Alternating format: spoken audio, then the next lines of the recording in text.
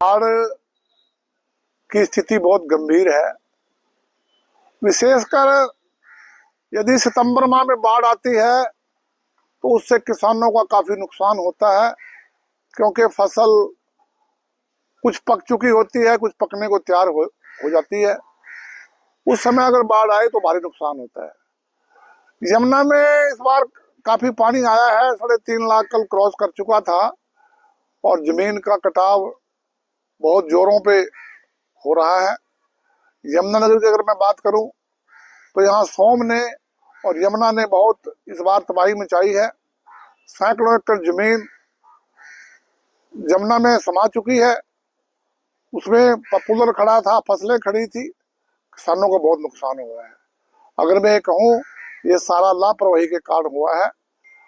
सरकार जनता के पैसे से सैकड़ों करोड़ रुपए प्रतिवर्ष बाढ़ प्रबंधन के नाम पर, भूमि कटाव ना हो इसके नाम पर देती है, लेकिन सिंचाई विभाग सही तरह से काम ना करके उसको लीपापोती करके कागजों में दिखा के हजम कर लेते हैं और उसका परिणाम किसान को और स्थानीय लोगों को भुगतना पड़ता है।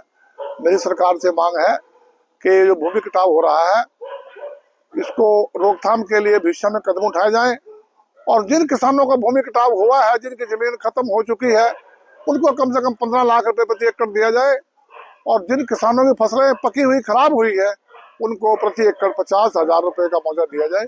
ऐसी मेरी सरकार से मांग। बाढ़ की स्थिति बहुत गंभीर है। विशेषकर यदि सितंबर माह में बाढ़ आती है तो उससे किसानों का काफी नुकसान होता है, क्योंकि फसल कुछ पक चुकी होती है, कुछ पकने को तैयार हो जाती है। उस समय अगर बाढ़ आए तो भारी नुकसान होता है।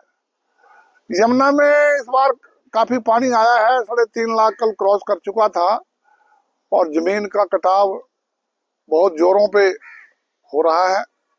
यमुनानगर की अगर मैं बात करूं तो यहाँ सोम ने और यमुना ने बहुत इस बार तबाही मचाई है।